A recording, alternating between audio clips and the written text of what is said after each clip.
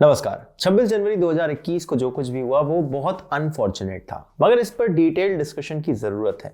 और यहाँ पर जो डिस्कशन है उसके 3 एंगल में लेना चाहता हूँ। पहला एंगल है उसकी सिंबलिज्म पर, दूसरा है कि उस दिन क्या हुआ, और तीसरा कि आगे क्या होना चाहिए। शुरुआत करेंगे सिंबलिज्म के साथ में। कोई सिंबॉलिक नेचर में जब चीज होती है तो उसका इम्पैक्ट माइंड पर बहुत ज्यादा होता है। 26 जनवरी का दिन चुना गया इस ट्रैक्टर की रैली के लिए, जो प्रॉमिस की गई थी कि सिर्फ रैली होगी, एक शांतिपूर्ण तरीके से सब कुछ किया जाएगा। मगर जिस हिसाब से प्रोटेस्टर्स ने बर्ताव किया उससे लगता है कि इनके अंदर के इंटेंशन कुछ और थे। और वो इंटेंशन मेरे अकॉर्डिंग ये थे दोस्तों कि ये चाहते थे कि वो ये हर उस एक्सट्रीम तक जाए कि गवर्नमेंट को और वहां पर लगी हुई पुलिस को मजबूरन कोई फोर्सफुल एक्ट करना पड़े इनके साथ। अब देखिए, आप बस एक बार इमेजिन कीजिए, 26 जनवरी का दिन है, गणतंत्र दिवस है देश का, और रेड फोर्ट के अंदर फार्मर्स हैं और उन पर कोई एक्शन ऐसा लिया गया है जिस पर कुछ ऐसी तस्वीरें निकल कर आती हैं जो लोगों को थोड़ा सा बेचैन कर दें, और ये तस्वीरें इंटरनेशनल पोर्टल में छपती हैं। उस समय की हेडलाइन आप इमेजिन कर लीजिए और सोचिए कि इस समय हम क्या डिस्कशन कर रहे होते। और आई थिंक वही कहीं ना कहीं एक इंटेंट था। और मैं कितना श्योर क्यों हूं कि यह इंटेंट था वो आपको एक सिंपल न्यूज से पता चल जाएगा। देखिए, एक खबर आई थी कि एक प्रोटेस्टर है, उसकी जान चली गई। अब इस खबर के आते ही कुछ वेब पोर्टल्स ने, कुछ जर्नलिस्ट ने, कुछ इवन कांग्रेस के लीडर्स ने भी इस तरह से इंसिनुएट करना शुरू कर दिया, इस तरह से लिखना शुरू कर दिया कि गोली मारकर हत्या की गई है। अब मुझे नहीं पता कि इसका रियल लाइफ कितना इंपैक्ट हुआ, और थोड़े समय बाद ये डिबंक भी कर दी गई खबर। पता चला कि उसने खुद, ट्रैक्टर उसका पलट गया था जब वो बैरिकेड तोड़ने की कोशिश कर रहा था, और इसलिए उसकी जान गई। मगर आप ये देखिए कि इनका माइंड किस हिसाब से ट्रेंड था कि इन्हें वो खबर मिली और सबसे पहला इंट्यूशन इनका था कि गोली मार दी गई, क्योंकि यही वो वेट कर रहे थे। This is exactly what they were waiting for, these were the kind of headlines they wanted to make. अब इंटेंडेड सिंबलिज्म से आगे बढ़ते हैं और दूसरे सिंबलिज्म की बात करते हैं जो कि एक्चुअली हुआ। दोस्तों, दिल्ली के अंदर ना जो रेड फोर्ट है, दिल्ली का एक पुराने समय से अगर आप देखें, फोर्ट किसी भी सिटी का हो, उसको कैप्चर कर लेना मतलब होता है कि आपने उस सिटी पर कब्जा कर लिया है। फ्लैग हटाकर दूसरा लगाया गया तो उसका वही मतलब था।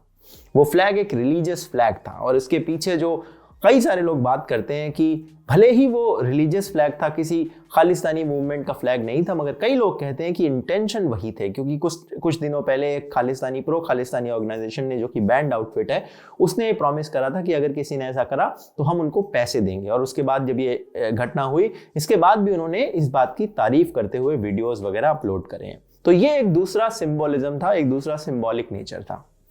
अब बढ़ते हैं आगे सिंबलिज्म से और चलते हैं अपने एक्ट की तरफ कि उस दिन हुआ क्या क्या। और इसके लिए मैं आपको रीडायरेक्ट करना चाहूंगा अपने वीडियो की तरफ, जो कि मैंने 26 जनवरी के अगले दिन बनाकर अपलोड करा है। आप वहां पर देखिए, क्योंकि सिलसिलेवार ढंग से पूरी टाइमलाइन मैंने एक्सप्लेन करी है कि उस दिन एक एक चीज क्या हुई थी। कार्ड पर आप क्लिक करके वो देख सकते हैं।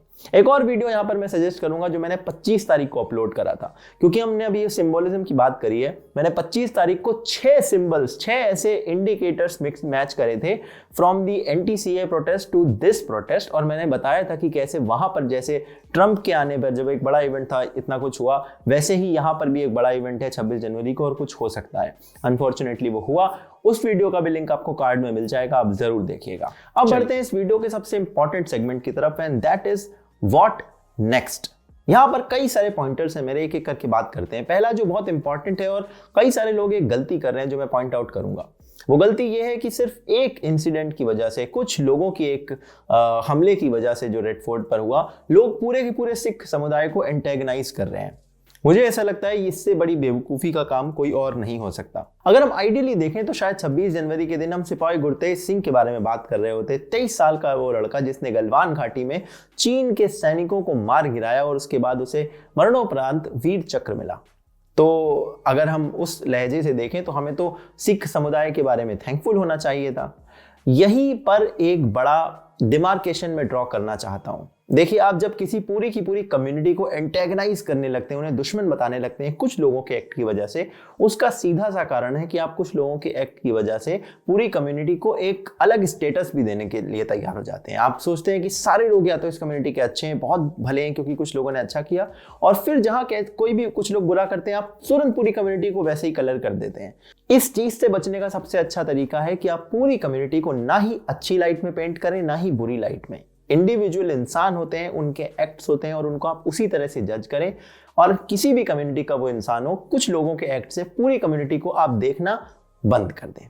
Point number 2, don't let goons get away with this. देखिए ऑलरेडी ये जो कई सारे राइटर्स थे, प्रोटेस्टर्स थे, they have already gotten away with a lot of things. Red Fort पर जो कुछ भी हुआ वो अनप्रेसिडेंटेड है। वो फुटेज, वो इमेजेस, वो चीज़ें जहन से नहीं उतरेंगी बहुत सारे लोगों के आने वाले बहुत सालों तक।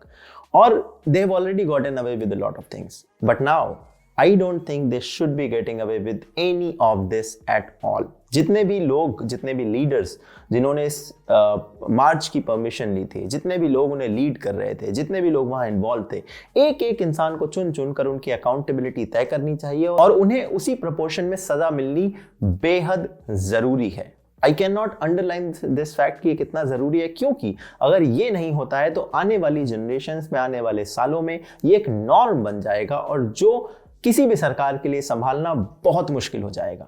Point number 3, need of police reforms. देखिए एक चीज बहुत सारे लोगों ने सोशल मीडिया पे कही और जो मुझे लगता है कहीं किसी हद तक सही भी है, कि ऐसा नहीं है कि 26 जनवरी के दिन दिल्ली के अंदर इतनी फोर्स अवेलेबल नहीं थी कि इन चीज़ों को रोका ना जा सकता हो। बट शायद ऊपर से ऑर्डर्स रहे होंगे कि अगर इस समय कोई रिटेलिएशन किया गया और फिर कोई अनहोनी होती है तो मामला काफ़ी बिगड़ सकता है, इसलिए पुलिस को रिस्ट्रेन करने के लिए कहा गया होगा। मगर उस रेस्ट्रेंट में भी पुलिस अपनी सुरक्षा कर सके, इतनी तैयारी, इतने इक्विपमेंट हमें वीडियोस की शक्ल में जब हमने देखा तो हमें लगा उनके पास नहीं थे। और ये एक आज की या कल की प्रॉब्लम नहीं है, एक लंबे समय से प्रॉब्लम है, जहाँ पुलिस रिफॉर्म में बहुत सारी चीज़ों की ज़रूरत है। उन्हें इक्विपमेंट की ज़रूरत है, उन्हें ट्रेनिंग की ज़रूरत है, उन्हें सेंसिटिवाइज करने की ज़रूरत है। कई जगह हम देखते हैं कि पुलिस ब्रुटैलिटी भी होती है, तो उस पर्सपेक्टिव से भी मैंने एक वीडियो इसके बारे में बनाया था जब जयराम बेनिक्स का इंसिडेंट हुआ था। तो यहाँ पर आप जाकर देख सकते हैं कि कैसे क्या क्या चीज़ें हैं जो पुलिस रिफॉर्म में इंडिया के अंदर होने की बेहद ज़रूरत है। और ये वाली चीज़ वॉज जस्ट अनदर इंसिडेंट जिसने इस चीज़ को अंडरलाइन करा एक बार फिर से। अब दो सबसे बड़े सवाल आते हैं कि भाई गवर्नमेंट की नेक्स्ट मूव क्या होगी, प्रोटेस्टर्स की नेक्स्ट मूव क्या होगी। देखिए अगर आप गवर्नमेंट के पर्सपेक्टिव से सोचें तो गवर्नमेंट के लिए सबसे अच्छी चीज हुई है वो ये कि जितने भी लोग प्रोटेस्ट कर रहे थे उनका जो पब्लिक सेंटिमेंट उनके साथ अटैच हो गया था वो पूरी तरह से एक साथ जीरो हो गया है सिर्फ एक दिन में। गवर्नमेंट ने कोई भी ऐसा स्टेप नहीं लिया जिससे उनके खिलाफ कोई हेडलाइंस बन सके। ऑल्दो कोशिश ज़रूर की गई लोगों द्वारा, और इवन आप स्टेटमेंट भी नोटिस करें, चाहे शरद पवार का हो या फिर वो राकेश टिकैत का हो, वो कह रहे हैं कि क्यों गवर्नमेंट ने एक्शन नहीं लिया, क्यों वो रोकने में फेल हो गए, क्यों उन्होंने गोली नहीं चलाई। एज इफ अगर वो चलाते तो कहीं ना कहीं गवर्नमेंट एक बैकफुट पर आ चुकी होती इस समय और ये लोग एक फ्रंट फुट पर खेल रहे होते, काफ़ी सारे हेडलाइंस चल रही होती। तो दे आर सेइंग कि ऐसा गवर्नमेंट ने क्यों नहीं करा, बट गवर्नमेंट ने ये ना करके एक अपने लिए फायदे वाली पोजीशन बना ली है। इस पोजीशन का फायदा उन्हें कोर्ट के केस में भी होगा। जब सुप्रीम कोर्ट अगली हियरिंग करेगा तो ये चीज एक बहुत बड़ा फैक्टर बन के उभरेगी और बहुत नेगेटिव पॉइंट होगा for those who are protesting कि भाई आपको मौका दिया गया एक रैली निकालने का और आपने ये सब कर दिया देश के अंदर। तो इन सारी चीज़ों में गवर्नमेंट अभी काफ़ी एडवांटेज ले चुकी है। नाउ गवर्नमेंट इस पे बिल्डअप करना चाहेगी और इसको यूज़ करते हुए जो प्रोटेस्टिंग साइट्स हैं उनको खाली करने की तैयारियां करेगी, जिसकी कोशिशें कल शाम भी हुई हैं। राकेश टिकैत के वहाँ पर काफ़ी सारी फोर्स भेजी गई थी, पुलिस भेजी गई थी, बट उसे देर रात वापस आना पड़ा। एज ऑफ नाउ जब मैं वीडियो रिकॉर्ड कर रहा हूँ 2:27 पर यही खबर है कि अभी कोई नए अरेस्ट नहीं हुए हैं।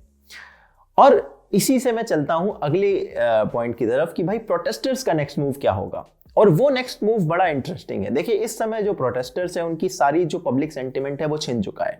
सो the first thing they are trying to do is to get back that public sentiment. अभी हमने फुटेज देखी, राकेश टिकैत रो रहे हैं बॉर्डर पर बैठकर, वहां पर उनको बढ़िया मीडिया अटेंशन मिला है और एक तरह से उन्होंने अपनी तरफ पब्लिक सेंटिमेंट खींचने के लिए अच्छे खासे इमोशन का यूज करा है। दूसरी चीज जैसे रिलीजियस जो एंगल था, मुझे पता नहीं फार्मर के प्रोटेस्ट में रिलीजियस एंगल क्यों आया, बट वो आया और उसकी वजह से फार्मर्स काफी बैकफुट पर चले गए, वो एक तरह से बैकफायर कर गया। बट अब एक नया एंगल इसमें शुरू होने की तैयारियां दिख रही हैं जो सोशल मीडिया पर दिखती है, कास्ट का एंगल, कि जितने भी फार्मर लीडर्स हैं उनकी कास्ट को एक तरह से यूज करके इस एरिया के लोग, वेस्टर्न यूपी, हरियाणा, इन्हें यूनाइट करने की कोशिश की जा रही है। तो वो भी एक नया अटेम्प्ट दिखता है। तो कास्ट और इमोशन को मिक्स करके अपनी तरफ सेंटिमेंट को वापस खींचने की तैयारी है। और ये सेंटिमेंट काफी स्ट्रांग भी हो सकता है। हमने देर रात देखा कि जो पुलिस अरेस्ट करने भेजी गई थी राकेश टिकैत को, उसमें एक बड़ी टुकड़ी वापस जाती हुई दिखाई दी। अब may be they might be working in shift और वहां पर दूसरी टुकड़ी आए। अभी चीजें काफी ज्यादा डेवलपमेंटल फेज में है, तो कुछ भी कहना मुश्किल है, बट यही लगता है कि गवर्नमेंट विल ट्राई कि अब ये जो सेंटिमेंट चला गया है इसे हम यूज करें अपने केस में भी और इन्हें यहां प्रोटेस्टिंग साइट से हटाने में भी। और प्रोटेस्टर्स ये पूरी कोशिश करेंगे कि ये सेंटिमेंट चले गए हैं पब्लिक के, तो दोबारा से चाहे इमोशन हो चाहे कास्ट का एंगल हो, हम उसे यूज करें और वापस इस सेंटिमेंट को खींचें और इस प्रोटेस्ट को आगे बढ़ाएं।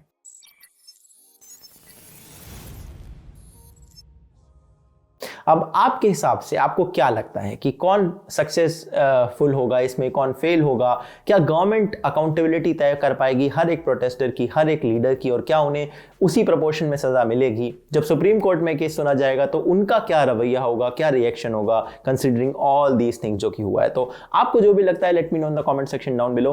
लेट मी नो कि आपको ये वीडियो कैसा लगा, क्या इसमें कुछ नया पर्सपेक्टिव, कुछ नई बातें आपको सीखने को मिली, तो वो भी मुझे आप कमेंट में बताइए। लाइक करें वीडियो को, share it with your friends और सब्सक्राइब जरूर करें चैनल को, क्योंकि एक सब्सक्राइब से मुझे बड़ा अच्छा लगता है और वीडियोस बनाने की मोटिवेशन मिलती है। एंड अगर आप इस चैनल को सपोर्ट करना चाहते हैं तो पेट्रियन, इंस्टा, मोजो के लिंक आपको पिन कमेंट और डिस्क्रिप्शन में मिलेंगे। चलिए मैं आपसे मिलूंगा अगले किसी और वीडियो में, तब तक के लिए अपना ध्यान रखिएगा। जय हिंद, वंदे मातरम।